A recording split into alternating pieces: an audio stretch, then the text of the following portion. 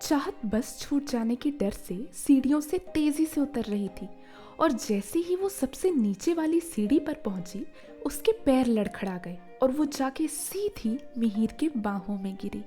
मिहिर चाहत को नीचे आते हुए देख रहा था, पर उसे ये नहीं पता था कि वो गिरने वाली है।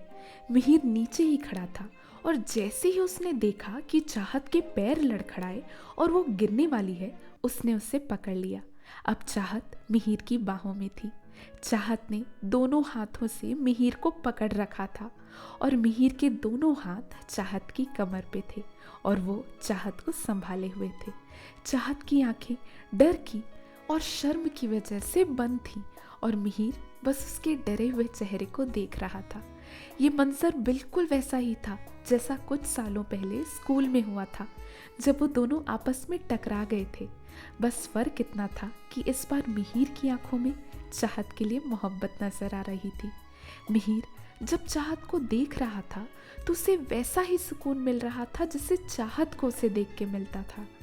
मिहिर को ऐसा लग रहा था कि वक्त यहीं पे थम जाए और चाहत यूं ही उसकी बाहों में बिखरी हुई हो और वो उसके खूबसूरत चेहरे को सारी जिंदगी इसी तरह निहारते रहे।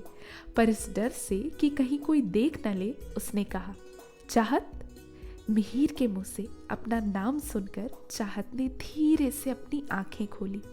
मिहिर ने कहा, हाय, और चाहत ने भी जवाब में कहा, हेलो। चाहत अपने पैरों पर सीधी खड़ी हुई और दोनों के चेहरे शर्म से गुलाबी नजर आने लगे थे। दोनों को समझ नहीं आ रहा था कि अब एक दूसरे से क्या कहें। मिहिर ने खामोशी को तोड़ते हुए पूछा, तुम ठीक हो? चाहत ने कहा, हाँ मैं ठीक हूँ, शुक्रिया मुझे बचाने के लिए, वरना आज तो मैं कॉलेज की जगह सीधा हॉस्पिटल ही पहुँच जाती। मिहिर ने चाहत की आंखों में देखा और कहा, मैं ऐसा कभी होने नहीं देता। ये सुनकर चाहत के चेहरे पर एक हल्की सी मुस्कान आ गई और मन ही मन वो ये सोचने लगी कि क्या सच में अभी मिहिर के मुंह से उसने ये सुना। मिहिर ने पूछा, कहाँ है तुम्हारा कॉलेज? चाहत ने अपने कॉलेज का पता बताया। मिहिर ने झिझकते हुए पूछा, मैं भी काम के सिलसिले में उसी तरफ जा रहा हूँ, कहो तो तुम्हें छोड़ दूँ? चाहत तो इस दिन का मानो कब से इंतजार कर रही थी कि कब वो मिहिर के साथ कुछ वक्त गुजार सके। उसने फिर भी अपनी खुशी छिपाते हुए कहा, नहीं मैं बस से चली जाऊंगी, तुमको खामखा तकलीफ होगी। मिहिर के चेहरे पर एक हल्की सी मुस्कान आ गई और उसने प्यार से कहा, नहीं मुझे कोई तकलीफ नहीं होगी, बल्कि मुझे तो खुशी होगी। और फिर उसने आगे की तरफ चलने का इशारा करते हुए कहा, तो चले। चाहत मुस्कुराती हुई आगे चलने लगी। गाड़ी के पास पहुंचकर मिहिर ने चाहत के लिए गाड़ी का दरवाज़ा खोला और चाहत के बैठने के बाद जाकर अपनी जगह पर बैठ गया। फिर दोनों कॉलेज की तरफ रवाना हुए। पहले कुछ देर दोनों के बीच खामोशी थी। मिहिर गाड़ी चला रहा था और चाहत खिड़की से बाहर आते जाते पेड़ पौधों को देख रही थी। गाड़ी में गाने चल रहे थे और फिर वो गाना आया, अजीब दास्तां है ये, कहाँ शुरू कहाँ खत्म, ये मंजिलें है कौन सी, न वो समझ सके न हम। चाहत ने मिहिर से कहा, जरा आवाज बढ़ाना। मिहिर ने वैसा ही किया और फिर पूछा, तुम्हें ये गाना बहुत पसंद है क्या? चाहत ने कहा, हाँ, इस गाने से मेरी कुछ यादें जुड़ी हैं। ये कहकर दोनों एक दूसरे की तरफ देखने लगे और फिर चाहत ने पूछा, कैसे हो तुम? मिहिर ने कहा, मैं ठीक हूँ, और तुम कैसी हो? और वो तुम्हारी दोस्त लतिका कैसी है? चाहत ने कहा, मैं भी ठीक हूँ और मेरी लतिका से अब ज़्यादा बात नहीं होती। और फिर दोनों चुप हो गए। अब चाहत के मन में एक सवाल था जो उसे कई दिनों से परेशान कर रहा था और उस सवाल का नाम था रम्या। चाहत ये सोचने लगी कि मिहिर से रम्या के बारे में पूछना चाहिए या नहीं। अगर मिहिर ने कहा कि वो अब भी रम्या के साथ है तो फिर वो क्या करेगी? दोबारा टूट जाएगी वो। और अगर मिहिर ने कहा कि अब वो रम्या से प्यार नहीं करता तो फिर आगे क्या होगा? क्या वो मिहिर को अपने दिल की बात बताएगी? ये सारे ख्याल उसे परेशान कर रहे थे और ये परेशानी उसके चेहरे पे साफ नजर आ रही थी।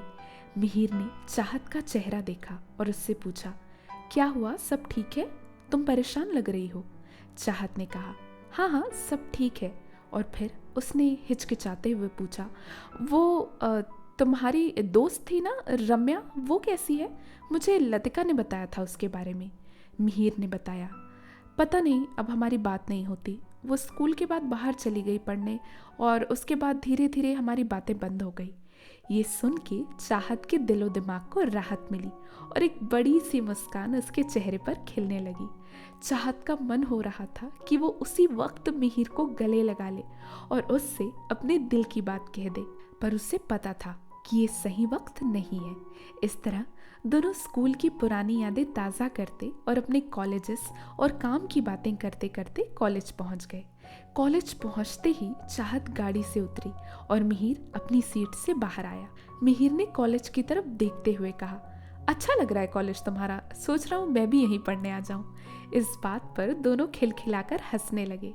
चाहत मिहिर का ये रूप पहली बार देख रही थी और उसने ऐसी खुशी पहले कभी महसूस ही नहीं की थी।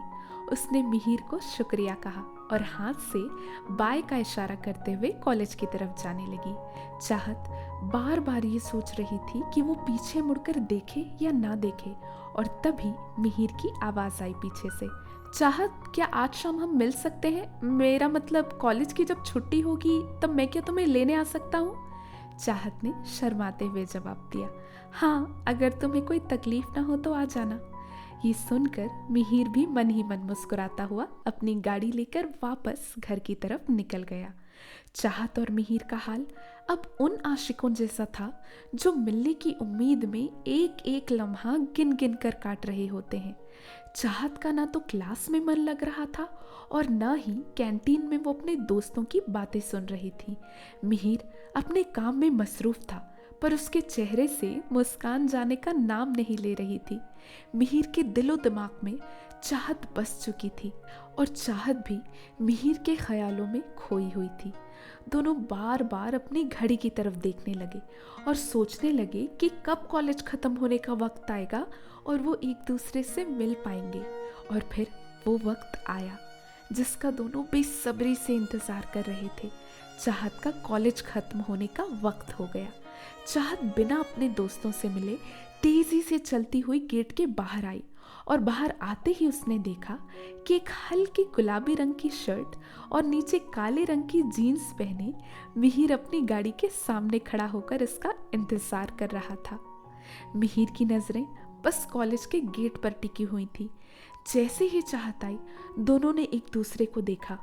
कॉलेज की छुट्टी होने की वजह से वहाँ बहुत भीड़ थी और बीच रास्ते से बहुत सी गाड़ियाँ जा रही थी। चाहत रास्ता पार करके मिहिर के पास नहीं पहुँच पा रही थी। रास्ता साफ होने का इंतजार करते करते दोनों एक दूसरे को टकटकी लगाकर देख रहे थे। दोनों की आंखों में बेकरारी थी। दोनों की आंखों में एक दूसरे के लिए बेपनाह चाहत थी। इतनी भीड़ होने के बावजूद उन दोनों को एक दूसरे के सिवा और कोई नजर ही नहीं आ रहा था। जैसे ही चाहत ने देखा कि रास्ते में गाड़ियां आनी बंद हो गई, वो मिहिर के पास पहुंची। दोनों ने एक दूसरे की आंखों में देखा और जोर से एक दूसरे को गले लगा लिया। तो दोस्तों, आपको क्या लगता है, क्या अब दोनों एक दूसरे से अपनी चाहत का इजहार करेंगे? अपने अपने थॉट्स कमेंट बॉक्स में लिखकर ज़रूर बताइएगा। अगर आपको आगे का चैप्टर चाहिए तो भी कमेंट बॉक्स में लिखकर ज़रूर बताइएगा। अगर कहानी इंटरेस्टिंग लग रही है तो इसे लाइक करें, शेयर करें और आगे के चैप्टर्स पाने के लिए हमारे चैनल को सब्सक्राइब भी करें। Thank you.